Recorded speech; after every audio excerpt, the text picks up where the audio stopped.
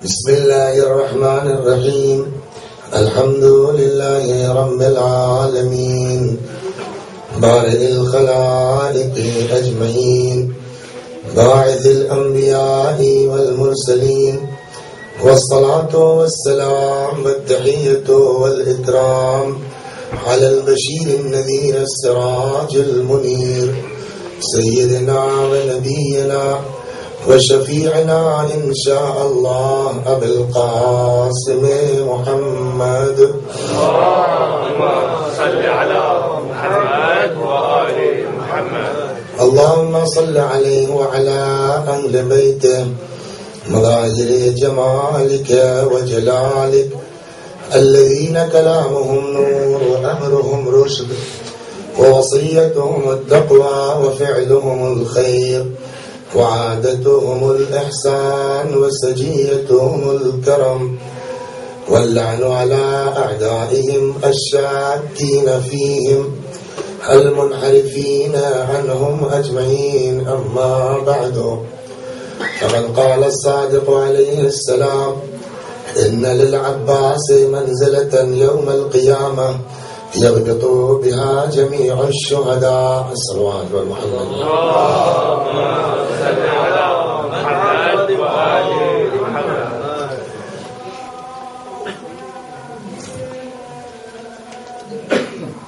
دو حدیثیں حضرت کے سلسلے میں ہیں، ایک چوتھے امام کی اور ایک چھٹے امام کی.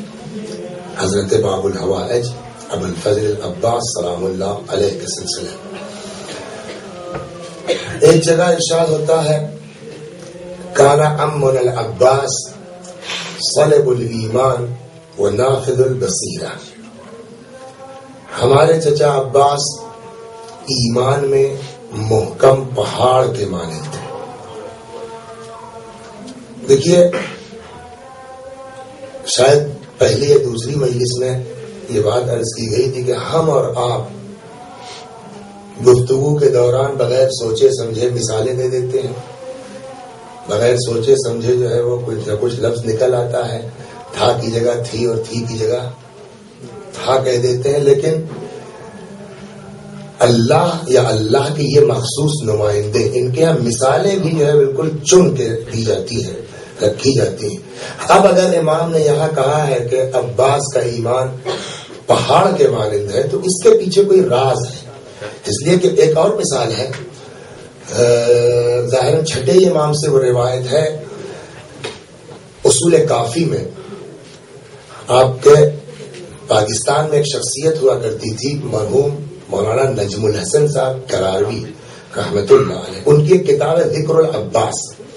اس ذکر العباس میں انہوں نے اس روایت کو نقل کیا ہے کہ چھٹے امام سلام اللہ علیہ نے فرمایا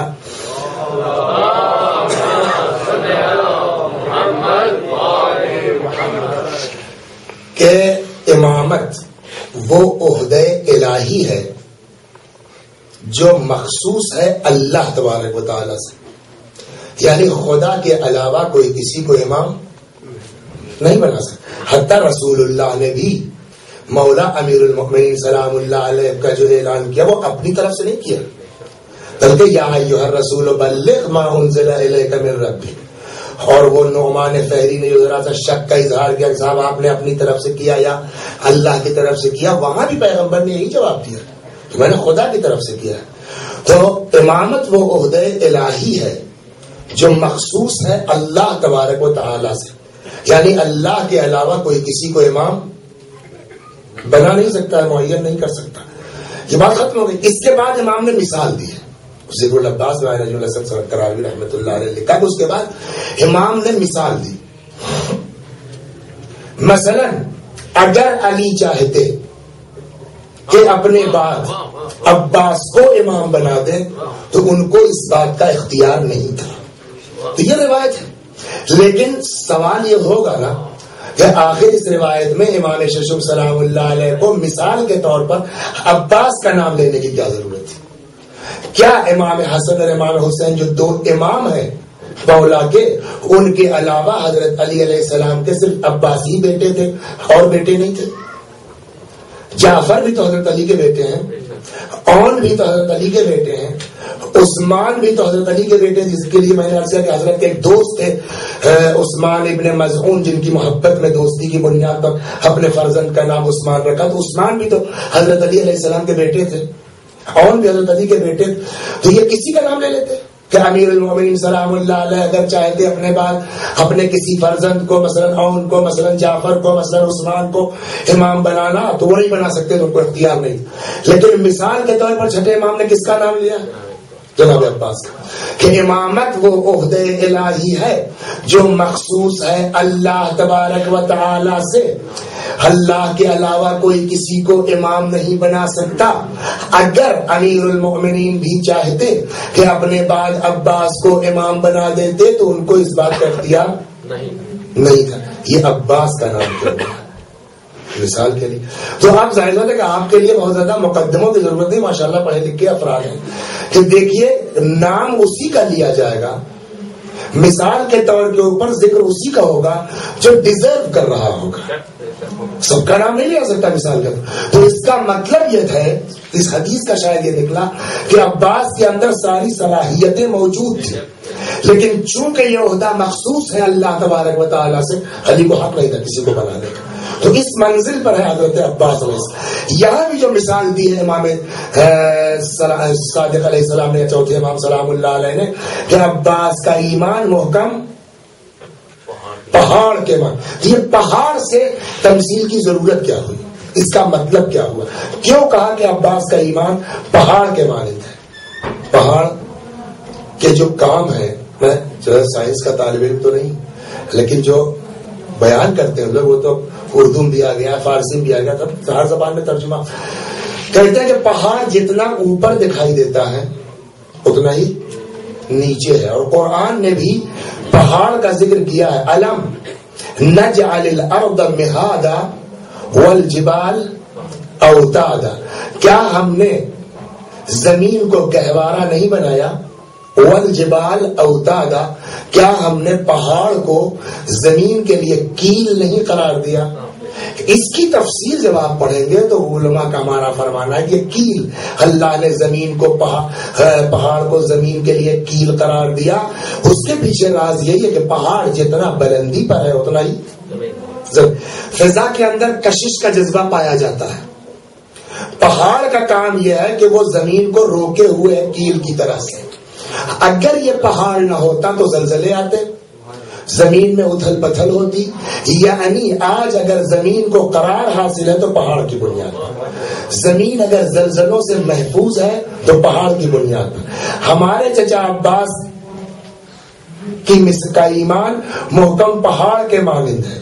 یعنی جس طریقے سے، شاید مطلب یہ ہو کہ جس طریقے سے پہاڑ زمین کو زلزلوں سے بچاتی ہے، اسی طریقے سے عباس کا ایمان تمہارے ایمان کو زلزلوں سے محفوظ رکھے.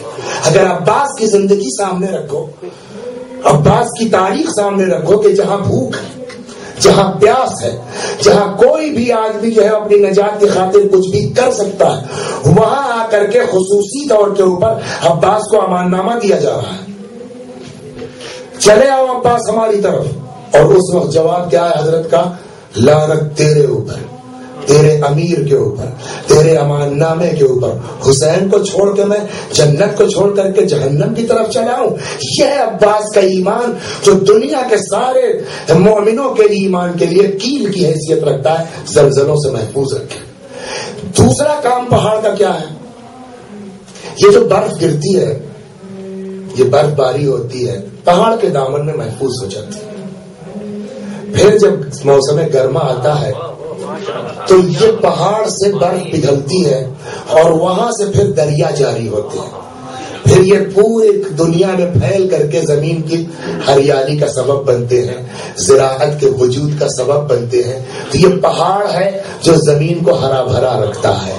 ہمارے چچا عباس کا ایمان محکم پہاڑ کے مانند ہے. یعنی اگر عباس کے ایمان کو نگاہ میں رکھو گے تو تمہارا ایمان بھی سرسبز اور شاداب رہے گا. صلوات پر محمد.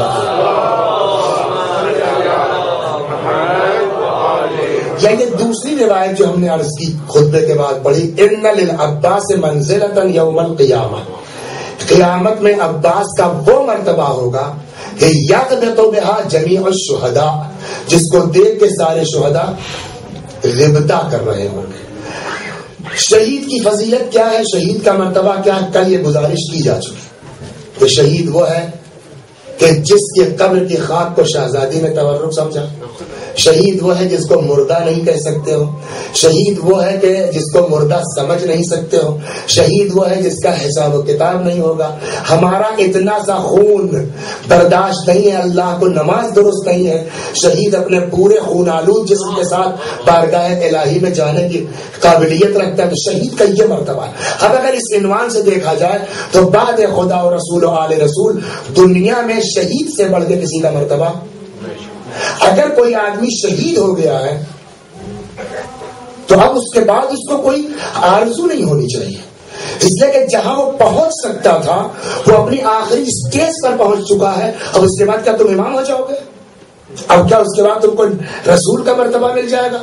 تو جہاں ایک عام آدمی پہنچ سکتا ہے اس کی آخری ہے کیا؟ شہید. دوسرا لفظ اس روایت میں ہے غبطہ. غبطہ کسے کہتے ہیں؟ دو چیزیں ہیں, ایک کا نام ہے حسد اور ایک کا نام ہے غبطہ. حسد کیا ہے؟ کسی کی ترقی کو دیکھ کے اس طرح جلنا کہ وہ آدمی اس بلندی سے گر کے ہمارے برابر آ جائے, اسے کہتے ہیں حسد, جس کو اردو میں ہم لوگ جلن کہتے ہیں. شریعت نے منع کیا ہے, روایت نے منع کیا ہے, احادیث موجود ہیں کہ الحسود لا یسود, حاسد تو کبھی نفع نہیں ہو سکتا, حاسد کبھی کامیاب نہیں ہو سکتا. اس کے مقابلے میں غبطہ ہے, یہ آدمی اتنا بلند ہو گیا, ماشاءاللہ خدا اس کی ترقی میں اضافہ کرے, ہم بھی کوشش کریں اٹھ کے اس کے برابر پہنچے. تو غبطہ یہ ہے کہ کسی کی ترقی کو دیکھ کر کے اس کو نیچے کے بجائے خود اس کے برابر پہنچنے کی کوشش کرنا, یہ غبطہ کہلاتا ہے. اور حسد یہ ہے کہ کسی کی ترقی کو دیکھ کے جلنا, وہ نیچے آ جائے ہمارے برابر, یہ حسد کہلاتی ہے. غبطے کو قرآن نے اور شریعت نے منع نہیں کیا ہے, حسد کو دین اور شریعت نے منع کیا. اس پر ایک بڑا شاندار قصہ لکھا ہے جناب شہید مطہری رحمت اللہ علیہ نے, ان کی کتاب حکایتہا و ہدایتہا. اس کے اندر ایک بڑی عجیب داستان ہے اور جو ہمارے نوجوانوں کے لیے سبق آموز ہے کہ کسی کی ترقی دیکھ کر کے ہم کو جلنا نہیں چاہیے. اس لیے کہ جلنے والے کو ہم کو دعا ہی بتائی گئی کہ پڑھو اللہم اجعلنی محسودا ولا تجعلنی حاسدا. خدا ہم کو ایسا بنا کہ لوگ ہم سے حسد کریں, ہم کسی سے حسد نہ کریں. تو شہید مطہری رحمت اللہ علیہ لکھتے ہیں کہ ایک بندہ خدا تھا, ایک بزنس مین تھا, ایک تھا. کہاں انسان کو حسد کہاں پہنچاتی یا اس کی عقل معروف ہو جاتی. ایک بندہ خدا تھا, گیا بردہ فروشوں کے بازار میں, غلاموں کے بازار میں ایک غلام خرید کے لے آیا لڑکا. یہ خاقان بھائی سے کچھ بڑا رہا ہوگا, خاقان بھائی کہتا رہا ہوگا. ایک غلام خرید کے لے آیا, اس کی پرورش کرنا شروع کی مثل اولاد کے. کتنی زبردست پلاننگ اس کی. جب وہ اچھا خاصا نوجوان ہو گیا غلام, تو ایک دن اس نے بولا کہ یہ بتاؤ تم کو میں نے خریدا کہاں, یہ بتاؤ کہ تم میرے غلام ہو کہاں. میں نے تم کو کبھی غلام سمجھا نہیں, آپ نے اولاد کی طرح پالا. کبھی تم نے سوچا کہ تمہارے ساتھ اتنی مہربانیاں کیوں ہو رہی ہیں؟ کہ فرمائیے کہ تم سے ایک اہم کام لینا ہے, جو حکم ہو. وعدہ جی وعدہ, انکار تو نہیں کرو گے؟ کہا نہیں. کہ کام یہ ہے کہ یہ ہے میرے مال و دولت جواہرات, یہ تھیلی پوری رکھو, اور یہ جو پڑوسی میرا تاجر ہے اس کی چھت مجھ کو لے چلو, مجھ کو قتل کر دو, اور یہ میرا پورا مال تمہارا لے کے فرار ہو جاؤ.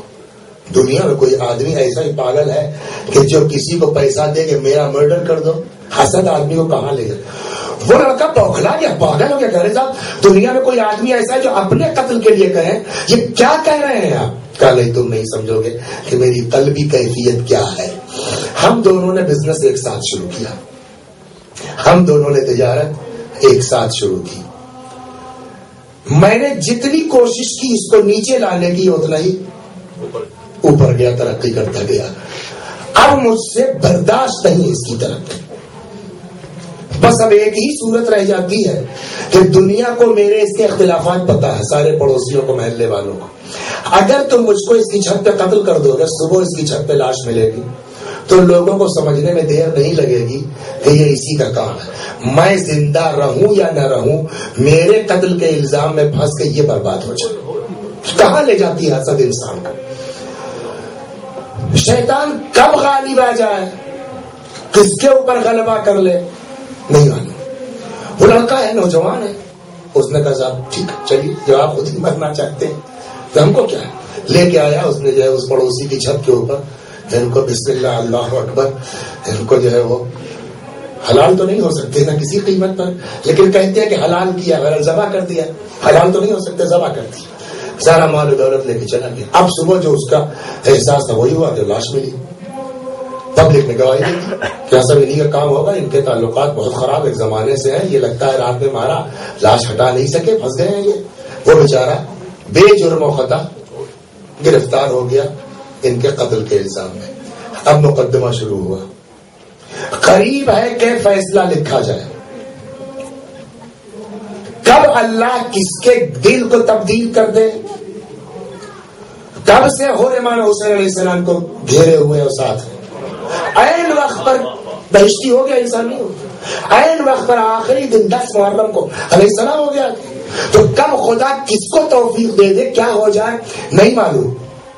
لہذا اسی لیے روایات میں ہے کہ برائی سے نفرت کرو، برے سے نہیں. صلوات پر محمد.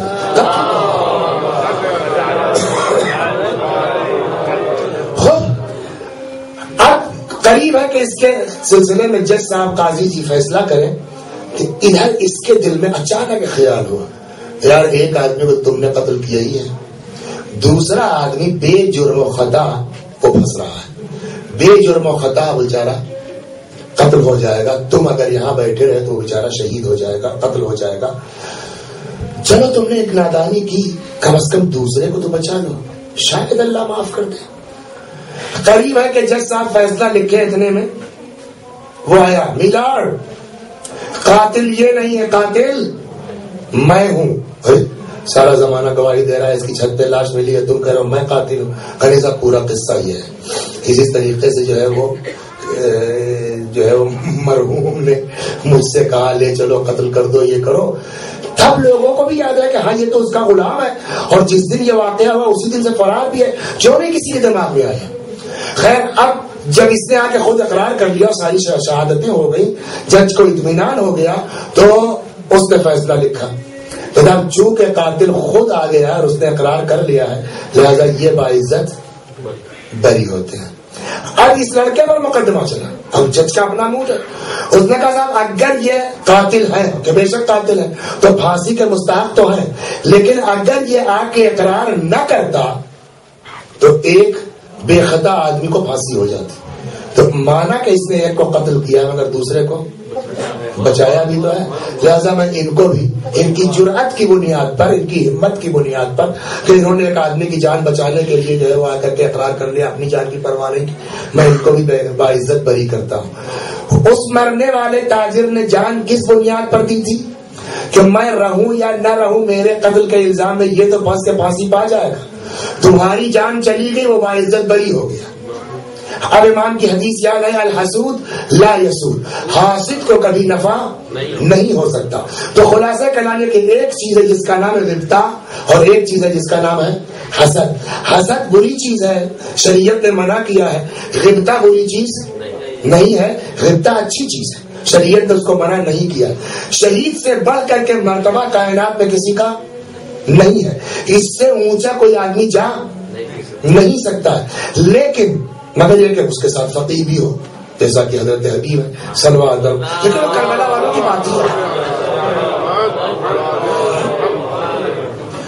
تو اب شہید سے بڑا کوئی مرتبہ نہیں. حدیث اب آپ کو یاد ہے کہ امام نے کیا فرمایا، ان للعباس منزلۃ یوم القیامہ یغبط بها جمیع الشہداء. قیامت میں عباس کا وہ مرتبہ ہوگا کہ جس کو دیکھ کر کے سارے شہداء غبطہ کر رہے ہوں گے. کاش عباس کی منزل تک ہم بھی پہنچ جاتے. سوچنے کی بات ہے کہ اس شہداء میں اللہ نے عباس کو کیا حیثیت دی ہے کہ سارے شہداء اس منزل پر پہنچنے کی کوشش کر رہے ہیں. جبکہ سید الشہداء نہیں ہے. سید الشہداء تو امام حسین سلام اللہ علیہ. اس کے باوجود حضرت ابو الفضل سلام اللہ علیہ کی وہ حیثیت ہے کہ سارے شہیدوں کو اس بات کی خواہش اور غبطہ ہے کہ کاش اس منزل پر ہم بھی پہنچ جاتے. اور یہی وجہ ہے کہ شاید صلوات پڑھے محمد والے فضائل میں حضرت ابو الفضل سلام اللہ علیہ کے کبھی کبھی ایسے مواقع آ جاتے ہیں کہ آدمی بوکھلا جائے, گنگ ہو جاتی ہے زبان کہ کہے تو کیا کہے. ان کے باپ کی بات ہے, ان کے خاندان کی بات ہے, ان کے بزرگوں کی بات ہے, لیکن آپ غور کریں کہ کیا کہے آدمی. دو چیزیں ہوتی ہیں, ایک کا نام ہے صفت اور ایک کا نام ہے موصوف. وسیع حسن کہتے ہیں نا اکثر مولانا موصوف خطاب فرمائیں گے, تو یہ مولانا کیا ہوئے موصوف, صفت کیا ہے ان کی, خطیب ہونا. تو قاعدہ یہ ہے کہ موصوف سے صفت کی طرف ذہن منتقل ہو جاتا ہے آسانی سے. آپ نے کہا صاحب وسیع حسن, اچھا مولانا, فوراً آپ نے موصوف کا جو ذکر کیا تو صفت کی طرف توجہ ہو گئی. زید صاحب, اچھا وہ ڈاکٹر صاحب. خالد صاحب, اچھا وہ انجینئر صاحب. تو موصوف سے صفت کی طرف ذہن منتقل ہو جاتا ہے, آسان ہے.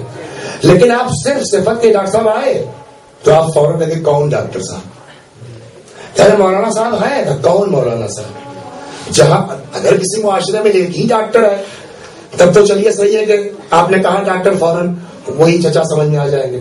اگر پوری بستی میں ایک ہی مولوی ہے, آپ نے کہا مولوی صاحب آئے تو صاحب وہ اس مولوی. لیکن جہاں 10 مولوی ہو, جس معاشرے میں 10 ڈاکٹر ہوں, جس خاندان میں 15 انجینئر ہوں, اور آپ کہیں صاحب انجینئر صاحب کہاں ہیں تو آدمی پوچھ. اگر کسی باپ کے 2 بیٹے ہیں اور دونوں ڈاکٹر ہیں اور آپ اس باپ سے جا کے پوچھیں کہ صاحب ڈاکٹر صاحب ہیں تو پوچھیں گے کون ڈاکٹر. لیکن اگر آپ نام پوچھیں گے صاحب زید ہیں تو آدمی کہے گا کہ ہاں وہ ڈاکٹر صاحب سے. تو موصوف سے خلاصے کا موصوف سے صفت کی طرف توجہ آسان ہے, لیکن صفت سے خاص کر کے وہی موصوف ذہن میں آئے کوئی ضروری, مگر یہ کہ اکیلا ہے تو ٹھیک ہے. یہ خاندان جس سے حضرت عباس سلام اللہ علیہ کا تعلق ہے,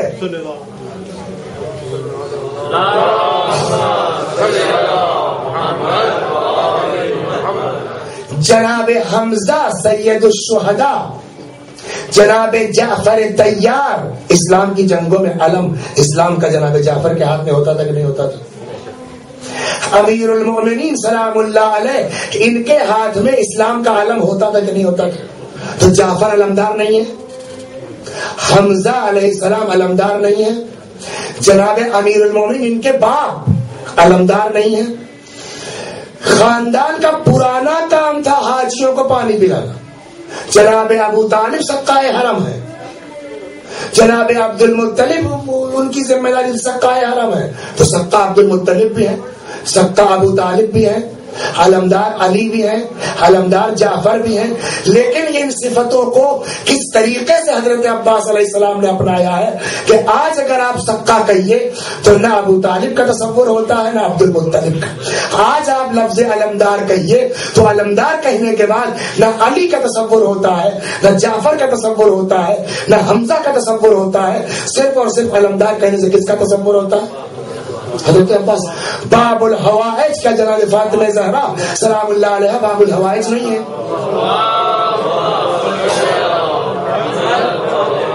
واقعی ہے کہ آدمی معروف ہو جائے کہ کیا ہے حضرت عباس علیہ السلام کی شخصیت. کیا امام حسن سے دعائیں قبول نہیں ہوں گی؟ کیا امام حسین سلام اللہ علیہ, مرحوم کافی رحمت اللہ علیہ فرماتے ہیں بچپنا تھا, پیغمبر رسول خدا امام حسین علیہ السلام جو انگلی پکڑے ہوئے جا رہے ہیں, راستے میں قبرستان سے گزر ہوئے قبر کے پاس کھڑے ہو گئے. یہ کسی جوان کی قبر ہے؟ جی یا رسول اللہ. اس کی ماں زندہ ہے؟ جی یا رسول اللہ. ماں کو بلاؤ. ماں آئی. تیرے بیٹے کی قبر ہے؟ جی. کیا تو اپنے بیٹے سے ناراض ہے؟ جی. معاف کر دے. مت کریے یا رسول اللہ. کیوں؟ اتنا مجھ کو ستایا ہے کہ معاف کرنے کی طبیعت نہیں ہوتی, معاف کرنے کا دل نہیں چاہتا. اصحاب سے کہا بھائی تم لوگ کہہ دو، علی تم کہہ دو۔ مرحوم کافی کہتے ہیں کہ اس نے سب سے ہاتھ جوڑ لیا کہ مت کہیے، دل میرا اتنا پھٹ چکا ہے کہ اس لڑکے کو، اپنے بچے کو معاف کرنے کو میں تیار نہیں۔ بچپنا امام حسین انگلی پکڑے ہوئے ہیں، پیغمبر نے فرمایا بیٹا حسین تم کہہ دو۔ مرحوم کافی رحمت اللہ علیہ فرماتے ہیں کہ ابھی امام حسین علیہ السلام نے لبوں کو جنبش دینا چاہی تھی، ارادہ کیا تھا، کہا نہیں۔ کہ بڑھیا کہتی شہزادے مت کہیے میں نے معاف کر دیا، مت کہیے میں نے معاف کر دیا۔ پوچھنے کی جگہ ہے کہ نہیں، سوال کی جگہ ہے کہ نہیں۔ میں نے کہا تیری عقل میں بات نہیں آئی، میرے اصحاب نے کہا تیری سمجھ میں بات نہیں آئی، حسین نے کہا بھی نہیں اور تو کہتی میں نے معاف کر دیا۔ وہ کہتی یا رسول اللہ میری خطا نہیں ہے، میری غلطی نہیں ہے، بلکہ مسئلہ یہ ہے کہ جیسے ہی بات یہاں تک پہنچی کہ حسین اپنے لبوں کو جنبش دے، میری آنکھوں سے پردہ ہٹ گیا۔ زمین و آسمان کے درمیان میں نے دیکھا کوئی شخص ہے کہہ رہا ہے خبردار اے مومنہ اے ضعیفہ، حسین کی بات رد نہ ہونے پائے، حسین کی بات اللہ بھی رد نہیں کرتا ہے۔ تو جس حسین کا یہ ہے وہ حسین باب الحوائج نہیں ہے۔ جس حسین کے ہاتھوں میں اتنا اثر ہو کہ ایک ذرا سا انگلی کا چھینٹا دے دیا اندھی لڑکی یہودی کی بینا ہو جائے، وہ حسین باب الحوائج نہیں ہے۔ لیکن ان سارے ائمہ میں اس لیے یہ القاب مخصوص ہے۔ امام حسین امیر المومنین ہے کہ نہیں ہے؟ مولا سید الشہداء سلام اللہ علیہ ہمارے امیر ہیں کہ نہیں ہے؟ امام صادق علیہ السلام ہمارے امیر ہیں کہ نہیں ہے؟ یہ القاب کی خصوصیت ہے۔ یا وہ امام جو ہمارا پردہ غیب میں ہے وہ حقیقی معنی میں آج ہمارے امیر ہیں کہ نہیں ہے؟ لیکن آپ امام حسین کو امیر المومنین نہیں کہہ سکتے قانون۔ آپ امام زمانہ اجل اللہ تعالیٰ فرجہ الشریف کو حتی امیر المومنین کا لقب مخصوص ہے حضرت علی سلام اللہ علیہ سے، اگرچہ سب امیر المومنین ہیں۔ علی علیہ السلام صدیق اکبر ہیں۔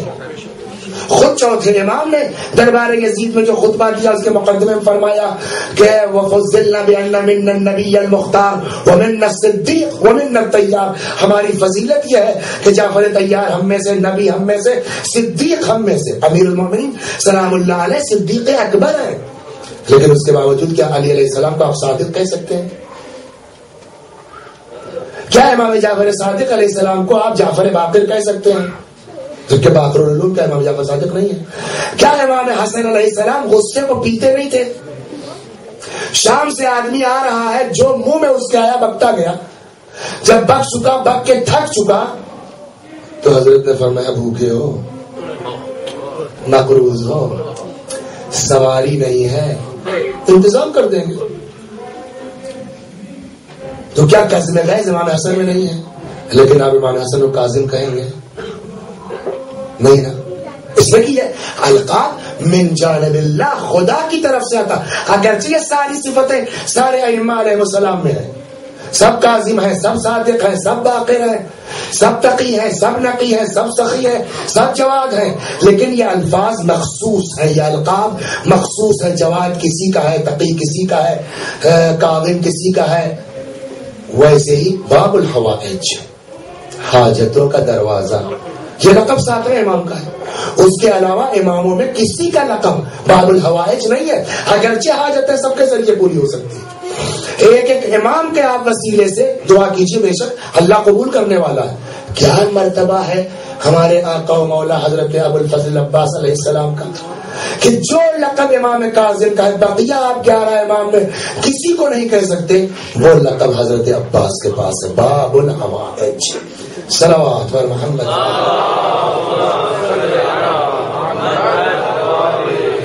باب الحوائج۔ اور آئیے تھوڑی دیر آج چونکہ حضرت کا ذکر چل رہا ہے، کچھ اس سلسلے میں گفتگو ہے۔ جو حاجت ہو، جو ضرورت ہو، جو خواہش ہو، حضرت باب الحوائج سے کہیے، حضرت عباس سے کہیے، اس لیے کہ ان کو بڑی محبت ہے ان لوگوں سے جن کو حسین سے محبت ہے۔ اور یہ القاب میں نے تو نہیں پڑھا کسی کتاب میں، ایک بزرگ نے نقل فرمایا کہ کوئی شخص تھا، مریض تھا، آیا حضرت عباس علیہ السلام کی بارگاہ میں، گڑگڑا رہا ہے، دعا کر رہا ہے، فریاد کر رہا ہے، خواب اس نے دیکھا کہ پیغمبر اکرم ہے اور حضرت عباس ہے. حضرت نے فرمایا یا رسول اللہ یا جدہ اس بندے مومن کو شفا ملنی چاہیے. پیغمبر نے کہا بیٹا اس کی عمر ختم ہو گئی, اس کو شفا نہیں ملنا. جناب عباس نے کہا یا رسول اللہ یا تو اس کو شفا ملے یا مجھ سے باب الحوائج کا لقب واپس لے جائے. پیغمبر نے فرمایا بیٹا اللہ نے تم کو قیامت تک کے لیے باب الحوائج بنایا, اب تم سے یہ لقب واپس نہیں لیا. تو اس کا مطلب یہ ہوا کہ یہ شیعوں کا دیا ہوا نہیں ہے, یہ چاہنے والوں کا دیا ہوا لقب نہیں ہے, یہ خدا کی طرف سے عطا ہے. حضرت عباس علیہ السلام کو باب الحوائج, حاجتوں کا دروازہ. خوش قسمت ہے وہ لوگ جو آج اس حاجتوں کے دروازے پر آ کر کے بیٹھے ہیں. جو طلب کرنا ہو مانگیے, طلب کیجیے. نادر شاہ درانی بڑا ظالم بادشاہ تھا. نادر شاہ درانی نے جب حملہ کیا ہندوستان پر اور قابض ہو گیا تو اس کا ایک وزیر تھا جس کا نام تھا مہدی. جب حالات بالکل مناسب ہو گئے, نارمل ہو گئے اور پورا قبضہ ہو گیا جو ہے وہ بر صغیر کے اوپر, تو اب نادر شاہ سے کہا, مہدی جو وزیر تھا اس کا شیعہ تھا, کہ اللہ صاحب تو کام ختم ہوا, اب آپ ہم کو ذرا سا اجازت دیجیے, میں جانا چاہتا ہوں نجف. نجف کیا ہے؟ امیر المومنین سلام اللہ علیہ کی زیارت کو. اکثر ہمارے یہاں نام رہتا ہے نا, قلب عباس, قلب حسین, قلب صادق. یہ شاید اس کے پیچھے یہی واقعہ ہو, نہیں معلوم, یہ عقلی طور پر ذہن میں بات ہے, شاید یہیں سے چلا ہو. قلب کا نام ہم لوگوں کے یہاں. صاحب اجازت دیجیے میں جانا چاہتا ہوں نجف. کیا ہے نجف میں؟ کہا حضرت امیر المومنین سلام اللہ علیہ کی زیارت کو جانا چاہتا ہوں. نادر نے کہا تم لوگ شیعہ لوگ بھی عجیب ہو, مردے کے قبر پہ جانے کیا ملے گا؟ اس نے کہا علی عام انسان نہیں ہے, علی عام مردہ نہیں ہے. میرے مولا کا عالم یہ ہے کہ ان کے احاطے میں سین میں نجس چیز نہیں جا سکتی ہے. ہر کس و ناقص کو توفیق نہیں ہے کہ حضرت کی بارگاہ میں پہنچ جائے. اچھا یہ بادشاہ واسطہ تو الٹی کھوپڑی کے ہوتے تھے, ان کے جو بھیجے میں گھس جائے. اس نے کہا ایسا ہے نہیں جا سکتی نجس چیز کا, نہیں تو میں بھی چلوں گا, چلو ٹیسٹ کرتا ہوں. ایک برتن میں شراب ڈالی, بہت مشہور قصہ ہے. ایک برتن میں شراب ڈالی, سیل کیا اس کو, اور ایک کتا لیا, کتے کے گلے میں لوہے کی زنجیر لے کے چلے. جیسے ہی روزے کا احاطہ ہوا, اب سپاہی کتے کو اپنی طرف کھینچ رہا ہے, کتا اپنی طرف کھینچ رہا ہے. 4-10 سپاہی زیادہ طاقت مل کے ان کی ہوگی ہے ایک کتے کی, لیکن نہیں کھینچ سکے. کہتے ہیں کہ ایک مرتبہ زنجیر, لوہے کی زنجیر ٹوٹ گئی اور کتا الٹے قدموں بھاگا, حرم میں داخل نہیں ہو سکا. نادر نے کہا یہ بات تو تمہاری صحیح اتری, مگر وہ شراب والا وہ بھی تو نجیس ہے, برتن تو اندر آ گیا ہے. کہا اس کو توڑو, دیکھو برتن کو. اب جو سیل توڑی گئی تو معلوم ہوا شراب کا ہو تو سرکہ اس کے اندر ہے. اس واقعے کو دیکھ کر کے اتنا متاثر ہوا نادر شاہ جیسا ظالم بادشاہ, اتنا متاثر ہوا کہ اس نے کہا صحیح کہ تو یہ بارگاہ ایسی نہیں ہے جہاں کتے لائے جائیں, بلکہ ہم کو کتے کی طرح جانا چاہیے. ہم کو ہے کوئی, ڈالو میری گردن میں زنجیر اور لے چلو مجھ کو کتے کی طرح سے کھینچتے ہوئے. تو کہتے ہیں کہ کسی سپاہی کی ہمت نہیں پڑ رہی. کبھی تازہ تازہ معجزہ دیکھا اس نے, متاثر ہوا ہے, کل جو بھی اسے گلے میں زنجیر ڈالے گا اس کی خیر نہیں ہے. کوئی بیچارہ ہمت نہیں کر رہا ہے آگے بڑھنے کی. کہتے ہیں مطلب دست غیب نمودار ہوا, گلے میں نادر کے زنجیر پڑی, کھینچتا ہوا لے کے آیا قبر علی پر. وہ تاج جو ہندوستان سے جیت کے لایا تھا, اس نے وہ تاج لے جا کر کے قبر علی پہ رکھ دیا. آقا تم ہو, مولا تم ہو, شاہ تم ہو, تمہاری بارگاہ میں ہم کو کتے کی طرح آنا چاہیے. کہتے ہیں اس کے بعد اس نے نام کے اپنے آگے قلب لگانا شروع کیا. اپنی جو مہر بنوائی اس نادر شاہ نے, بادشاہت کی مہر میں لفظ قلب تھا, قلب آستان علی نادر شاہ قلی, یہ اس کی پوری بادشاہت کی مہر ہوتی تھی. گیا زیارت کی, وہاں سے زیارت کرنے کے بعد کچھ تعمیرات کا بھی حکم دیا، وہ ایک الگ موضوع ہے کہ نادر شاہ کے زمانے میں کتنی تعمیرات ہوئی ہیں روزوں وغیرہ کی، اس تعمیرات کا حکم دیا اس نے۔ وہاں سے مہدی لے کے چلا نادر کو کہ لوہا گرمائے کربلا۔ کربلا آیا سیدھے پہلے امام حسین سلام اللہ علیہ کی بارگاہ میں، امام حسین علیہ الصلوۃ والسلام کے روضے پر۔ یہ حسین کی قبر ہے، یہ پائے تھی ان کے جوان فرزند حضرت علی اکبر کی قبر ہے، یہ قریب میں ان کے پاس ان کے اصحاب ہے، شہداء کی قبر ہے۔ وہاں سے زیارت ویارت کی، کہا اب چلو کہاں؟ قبر حضرت عباس علیہ السلام پر لے کے وہاں آیا۔ کہا یہ کس کی قبر ہے؟ کہ یہ حسین کے بھائی علی کے فرزند ابو الفضل العباس کی قبر ہے۔ اب بادشاہ تو بادشاہ کھوپڑی میں نہیں گھس رہی ہے بات کہ جب بیٹے کی قبر پائتی ہے، جب اصحاب کی قبر ان کے پاس ہے، تو بھائی اتنی دور کیوں، بھائی الگ کیوں؟ اب بیچارے مہدی نے سمجھانا شروع کیا، حضرت کی وصیت تھی، حضرت کی خواہش تھی، لاش اس قابل نہیں تھی کہ اس کو وہاں سے ہٹایا جاتا یا اٹھایا جاتا، اس لیے کہ وہ تو امام حسین علیہ السلام سے وصیت تھی نا کہ میری لاش خیمے میں نہ لے جائیے گا،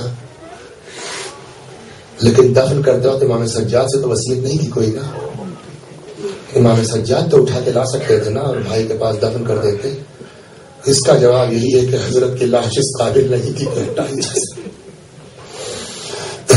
لاکھ سمجھایا مہدی کہ آقا کی خواہش تھی، آقا نے وصیت کی تھی میری لاش نہ لے جائیے گا، نہ ہٹائیے گا، اس قابل نہیں تھی کہ ہٹائی جا سکے، مگر نادر کی عقل میں بات نہیں آ رہی ہے، نادر کی سمجھ میں بات نہیں آ رہی ہے۔ اتنے میں شور بلند ہوا۔ کیا بات ہے؟ کیسا شور ہے، کیسا گریا ہے؟ مطلب یہاں تو حاجت مند آتے ہی رہتے ہیں، یہاں تو ضرورت مند آتے ہی رہتے ہیں۔ کہ بلاؤ دیکھو کون ہے؟ ایک نوجوان لڑکا۔ آپ یقین کیجئے رمضان کا مہینہ تھا، جس وقت میں اس واقعے کو رات میں بیٹھ کے لیٹ کے پڑھ رہا تھا، پڑھتے پڑھتے اٹھ کے بیٹھ گیا کہ کتنے خوش قسمت ہیں وہ لوگ جو کربلا کے ارد گرد رہتے ہیں، جو کربلا کے آس پاس رہتے ہیں، جن کے اتنی خوبصورت رواج اور رسمیں ہیں۔ ایک نوجوان تھا، آیا، کیا بات ہے بھائی، کیوں فریاد کر رہے ہو؟ کہا صاحب میں ہی کربلا کے قریب کے گاؤں کا رہنے والا ہوں، میرے گاؤں کا رواج یہ ہے، میری بستی کا رواج یہ ہے کہ جب کسی کی شادی ہوتی ہے تو شادی کے بعد آدمی اپنے زوجہ کو انسان لے کے سیدھے گھر نہیں جاتا دلہن کو، بلکہ رخصتی کے بعد پہلے آتا ہے کربلا، باب الحوائج کی بارگاہ میں، اس باوفا کی بارگاہ میں ایک دوسرے سے وفاداری کا عہد و پیمان کرتے ہیں، تب اپنے گھر جاتے ہیں۔ میری بھی شادی ہوئی تھی اور میں نے بھی اپنے گاؤں کے رواج کے مطابق اپنی دلہن کو لیا، بجائے گھر جانے کے آ رہا تھا میں کربلا حضرت عباس کی بارگاہ میں حاضری دینے کے، کہ راستے میں ڈاکوؤں نے حملہ کر دیا، مال و اسباب، مال و زر جو کچھ لوٹا وہ تو لوٹا، میری بیوی کو بھی اٹھا لے گئے، میں کس کے پاس جاؤں، کس سے فریاد کروں؟ آیا ہوں یہاں قبر عباس پر باب الحوائج کی بارگاہ میں کہ آپ کچھ کر سکتے ہیں۔ نادر نے کہا ٹھیک ہے، دعا تمہاری قبول ہو گئی، میں ہوں، بتاؤ کہاں کا واقعہ ہے، کل تک تیری بیوی مل جائے گی۔ اس نے کہا مجھ کو آپ کی مدد کی محبت ہے، مجھ کو آپ کی مدد کی ضرورت نہیں ہے۔ کسی نے کہا ذرا سا سنبھل کے، ہندوستان سے آیا بڑا ظالم بادشاہ ہے۔ اس بیچارے نوجوان کے منہ سے نکل گیا ظالم بادشاہ، اس کے پاس بہت طاقت ہے، کیا میرے مولا سے زیادہ طاقت اس کے پاس ہے، عباس سے زیادہ قوت اس کے پاس۔ یہ شاید جملہ سن لیا اس نے، کہا ٹھیک ہے جائیے، اگر کل تک تیری بیوی نہیں ملی تو پھر تمہاری خیریت نہیں ہے۔ آیا قبر عباس پہ گر پڑا، کہ مولا ابھی تک تو بیوی کا غم تھا، اب اپنی جان پر بھی آفت آ گئی ہے۔ یہ ظالم بادشاہ کہتا اگر کل تک تیری بیوی نہیں ملی تو تجھ کو قتل کر دوں گا۔ اب وہ گڑ گڑا کے دعا مانگ رہا ہے کہ اتنے میں کہتے ہیں پھر شور اٹھا گریے کا۔ اب کیا ہے؟ معلوم ہوا کہ صاحب لوگوں نے کہا لگتا ہے اس کی بیوی آ گئی ہے، اس لیے کہ وہ ایک عورت کا ہاتھ پکڑے ہوئے قبر عباس کا طواف کر رہا ہے اور اپنے گاؤں کی زبان میں، دیہاتی زبان میں فریاد کر رہا، مشکور یا ابو فاضل، مشکور یا خزینب، اے زینب کے بھائی شکریہ تمہارا، اے ابو الفاضل شکریہ تمہارا۔ لگتا ہے اس کی بیوی مل گئی، کب بلاؤ۔ آیا اس کی زوجہ سے نادر نے پوچھا قصہ بتاؤ، تو جہاں تک شوہر نے بتایا تھا وہاں تک بتایا. اس کے آگے کہتی ہے کہ اور جب ڈاکو مجھ کو لے کے چلے میں ہر طرف سے مایوس ہو گئی، شوہر سے بھی بچھڑ گئی، تو کیا کرتی، کدھر جاتی، کس سے فریاد کرتی، کوئی بس نہیں تھا. ایک مرتبہ میں نے وہیں سے رخ کیا قبر عباس کی طرف اور میں نے عباس سے فریاد کی. کیا فریاد کی؟ اے باب الحوائج میری مدد کرو، نہیں. اے عباس میری مدد کرو، نہیں. اے سب مانگنے کا سلیقہ بھی الگ چیز ہے کہ آدمی کو توفیق اور سلیقہ کیسا ہے. اے عباس میری مدد کرو، اے علمدار میری مدد کرو، اے سب کا نہیں. کیا کہا پتا ہے؟ کہتی ہے میں نے رخ کیا ایک مرتبہ قبر عباس کی طرف اور میں نے رخ کر کہا اے زینب کے بھائی میری عزت تمہارے حوالے ہے. اے زینب کے بھائی میری عزت تمہارے حوالے ہے. کہتی ہے کہ میں نے اتنا جملہ کہا کہ اچانک میں نے محسوس کیا ایک سوار سامنے آ گیا. اس نے اپنی تلوار سے جو حملہ کیا سارے ظالموں کو تحقیق کیا. اچانک میں کیا دیکھتی ہوں کہ کربلا میں ہوں، اپنے شوہر کے پاس عباس کی قبر کے پاس کھڑی ہوں. باب الحوائج حاجتوں کا دروازہ ہے. یا آقا یا ابا الفضل، آج اس مجلس میں جو بھی آیا ہو کوئی اس مجمع سے خالی ہاتھ واپس نہ جائے. یہ اتنے شہداء کربلا میں ہیں، ان میں صرف عباس کو باب الحوائج کا لقب ملنے کا کیا مطلب ہے؟ یہ غور فرمایا آپ کہ آخر عباس کو باب الحوائج کا لقب کیوں دیا گیا؟ ہو سکتا ہے اس کی وجہ کچھ اور ہو، لیکن میرے ناقص خیال میں جو تصور آیا ہے وہ شاید یہ کہ کربلا میں عباس کی خود کی حاجت پوری نہیں ہوئی. عباس کی خود کی حاجت پوری نہیں ہوئی، اس لیے شاید خدا نے کہا عباس تمہاری حاجت نہیں پوری ہوئی، قیامت تک اب تمہارے ذریعے سے دنیا کی حاجت پوری. کیا حاجت ہے عباس کے کربلا میں؟ کچھ نہیں. عباس کی کیا حاجت ہے؟ کچھ نہیں. صرف ایک تمنا ہے، صرف ایک خواہش ہے، صرف ایک حاجت ہے. وہ کیا؟ کسی صورت سے حسین کے بچوں کی پیاس بچ جائے، کسی صورت سے سکینہ کی پیاس بچ جائے. اس کے علاوہ اسے عباس کی کوئی حاجت نہیں ہے اس کے علاوہ. اور اس کے لیے کیا کیا کیا ہے اب تاریخ پڑھیے حضرت عباس کی. 10 محرم کو بھی حضرت عباس نے کربلا میں کنویں پر کنویں کھودے کہ کسی شکل سے پانی نکل آئے. کتنی جو ہے وہ عباس نے جب محنت کرنے کے بعد پیاس کا غلبہ اور ہوتا ہے، نہیں نکلا ہے. بار بار جاتے ہیں بھائی کے پاس، آقا اجازت دے دیجیے. آقا اجازت نہیں، تم میری فوج کے سردار ہو، تم میری فوج کے علمدار ہو. آخری بار ہے اور عجب جملہ کہا ہے. فرماتے آقا اب یہ دل اس سینے میں بڑی تنگی کر رہا ہے. یعنی مطلب شاید ہے کہ اب بچوں کی پیاس دیکھی نہیں جاتی ہے، اب برداشت سے باہر ہو رہی ہے بات. آقا یہ دل اس سینے میں بڑی تنگی کر رہا ہے. حسین علیہ السلام نے پھر وہی جملہ کہا تم میری فوج کے سردار. ظاہر سی بات ہے امام کے جملے پر اعتراض نہیں کر سکتے، امام کو جواب نہیں دے سکتے. عباس سے زیادہ موقع شناس اور امام شناس کون ہے؟ لیکن پھر بھی آہستہ سے کہا آقا وہ فوج کہاں ہے جس کا میں علمدار ہوں، وہ فوج کہاں ہے جس کا میں سردار ہوں. یہ جملہ سننا تھا کہ اب امام حسین نے اندازہ کر لیا کہ عباس کو اب روکنا ٹھیک نہیں.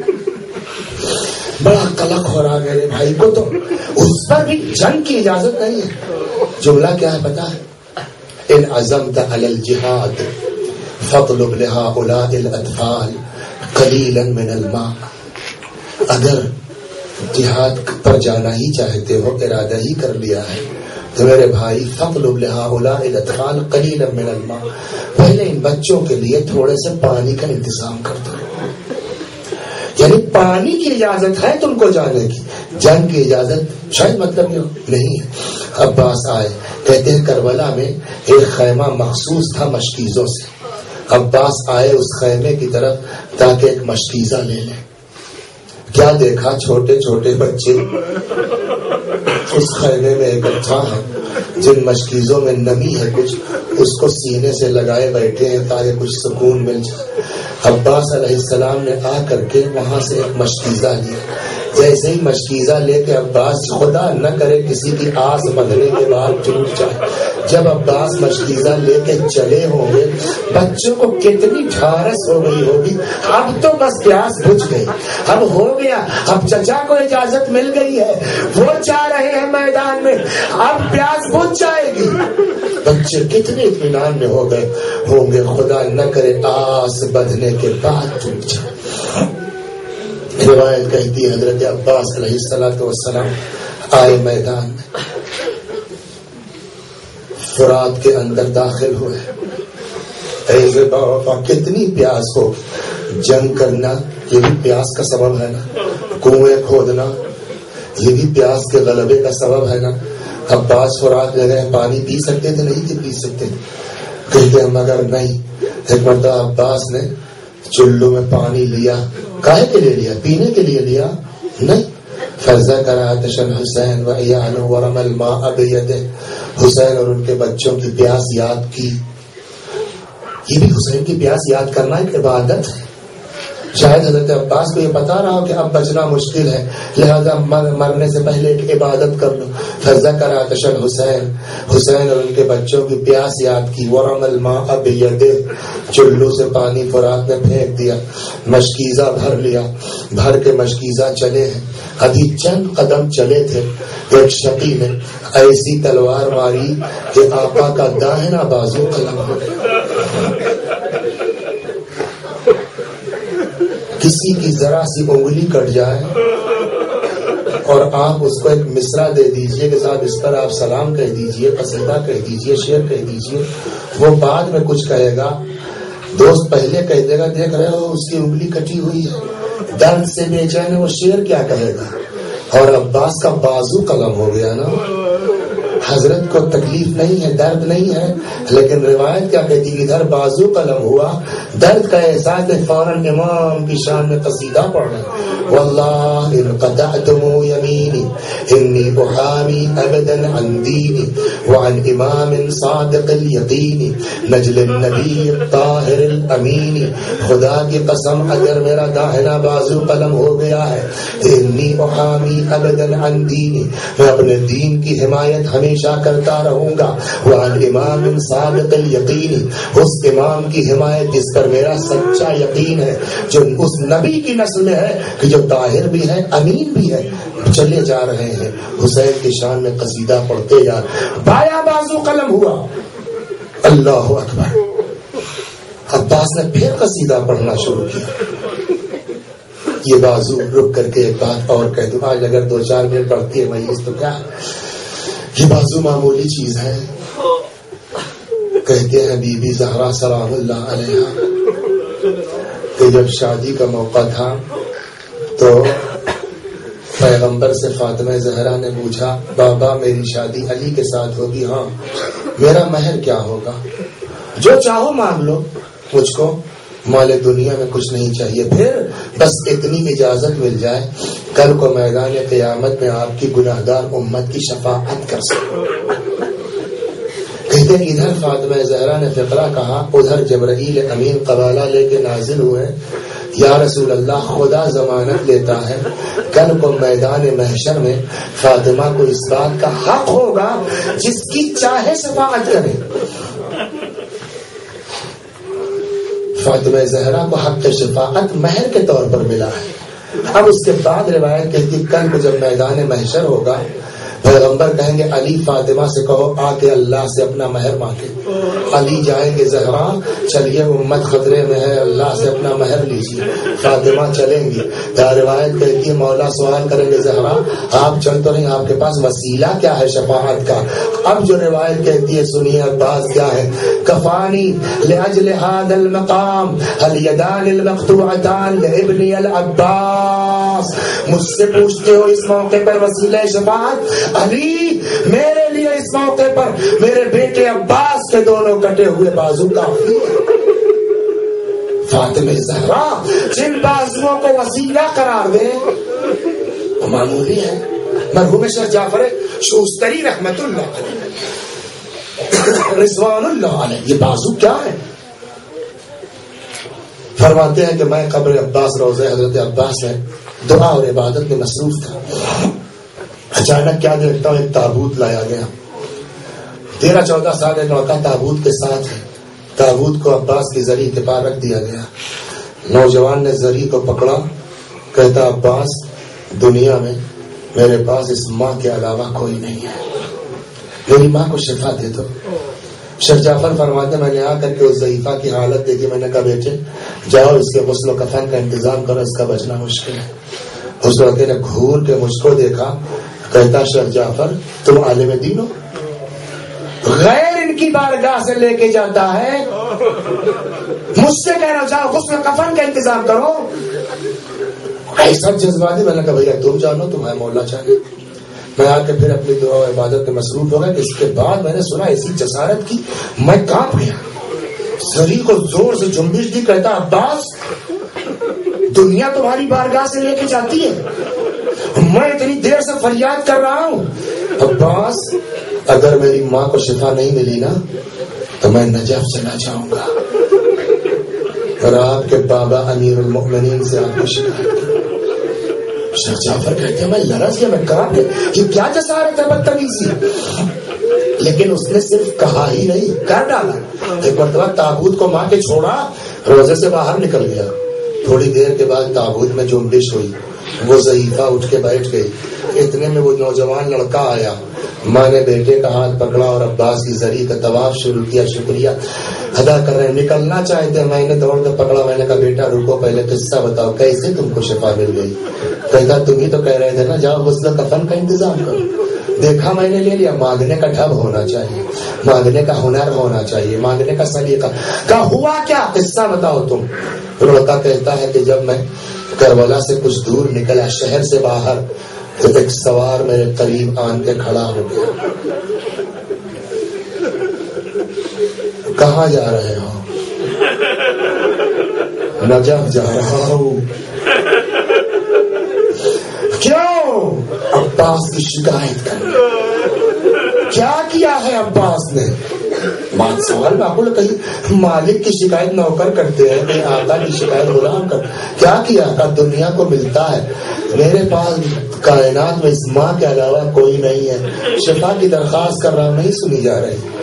اچھی بات نہیں ہے, واپس چلا جا. نہیں صاحب میں جاؤں گا. کہا نہیں چلا جا, تیری ماں کو شفا مل گئی ہے, واپس ہو جا.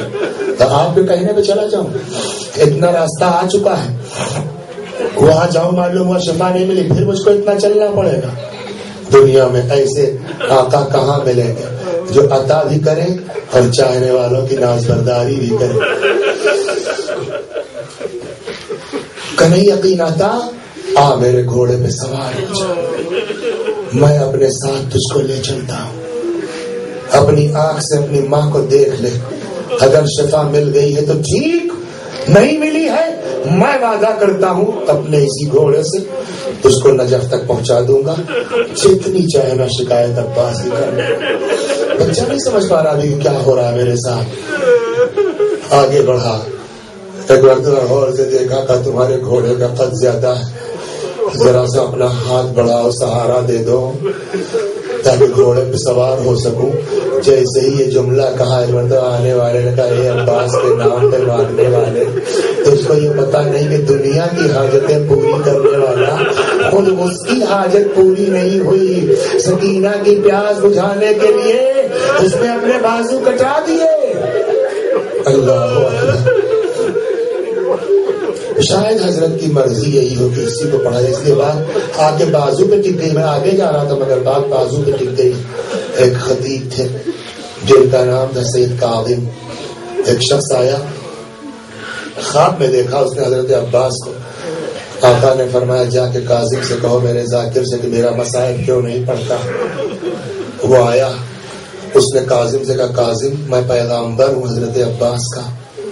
کیا پیغام ہے میرے لیے؟ کتنی خوش قسمتی آدمی میں, میرے لیے عباس علیہ السلام پیغام کیا ہے بتاؤ.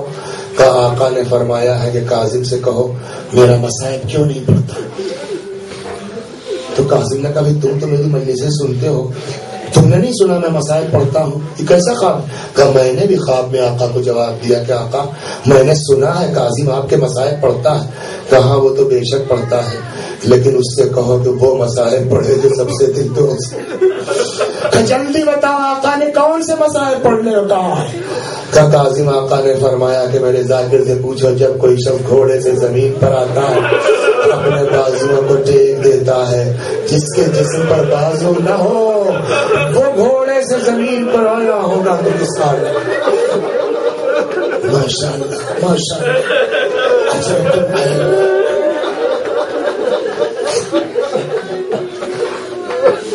بایاں بازو طلب ہوا، ابھی چند قدم چلے تھے، ایک مرتبہ آ کے مشکیزے پہ جو تیر لگا عباس کی آس ٹوٹ گئی، گھوڑے کا رخ موڑ دیا.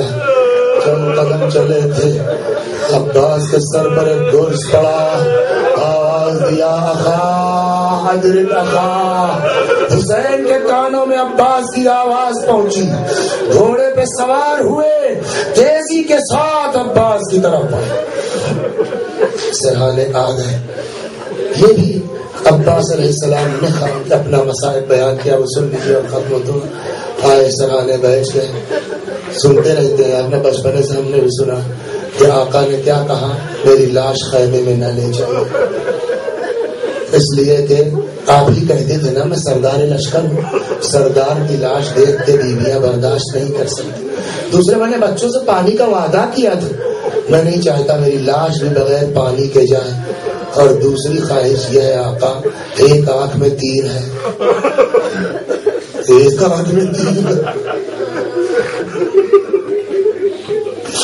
ایک آنکھ میں خون ہے، میری آنکھ سے خون صاف کر دیجیے تاکہ چلتے چلتے آپ کی زیارت کریں. یہ تیر کس نے مارا تھا؟ اور ملا مجھے مختار نے پکڑوایا، ہر مختار کے پاس آیا، مختار نے کہا بتا تو نے کربلا میں کیا کیا ہے؟ اور ملا نے کہا میں نے 3 تیر مارے ہیں کربلا میں رہے. کون کون سے؟ کہتا ایک تیر میں نے اصغر کے گلے پر مارا،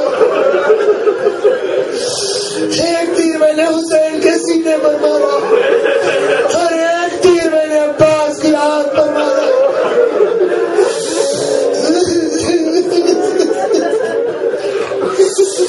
اجرکم علی اللہ.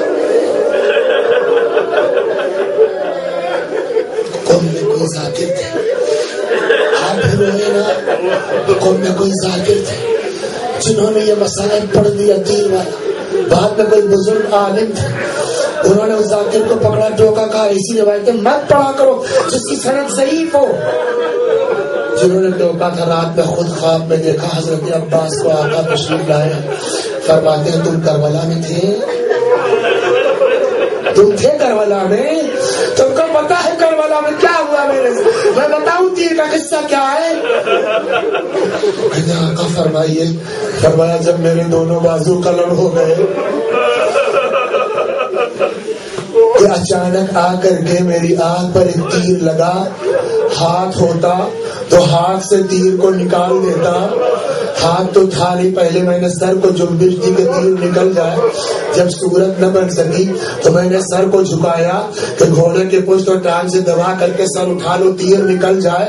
کہ اتنے میں ایک گرز آن کے سر پہ پڑا، عباس سے گھوڑے پہ سنبھلا نہ گیا، حسین کا یہ جانثار گھوڑے سے زمین پر آیا.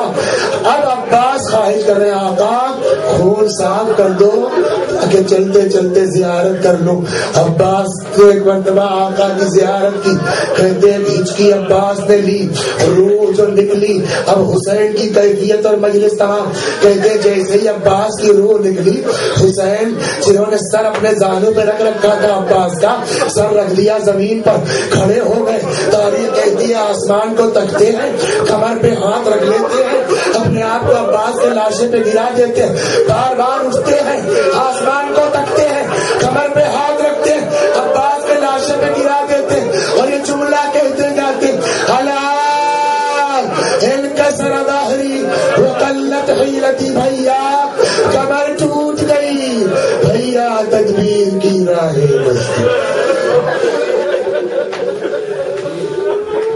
وسيعلم الذين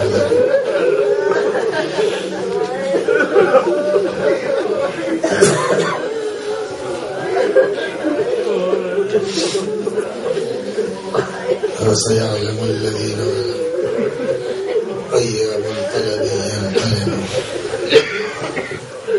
خدا ہماری اس عزا کو قبول فرما، مزید عزائے اہل بیت کی توفیق کرامت فرما، جب تک زندہ ہے میرے اہل بیت سے وابستہ، مرنے کے بعد جوان معصومین میں جگہ عنایت فرما۔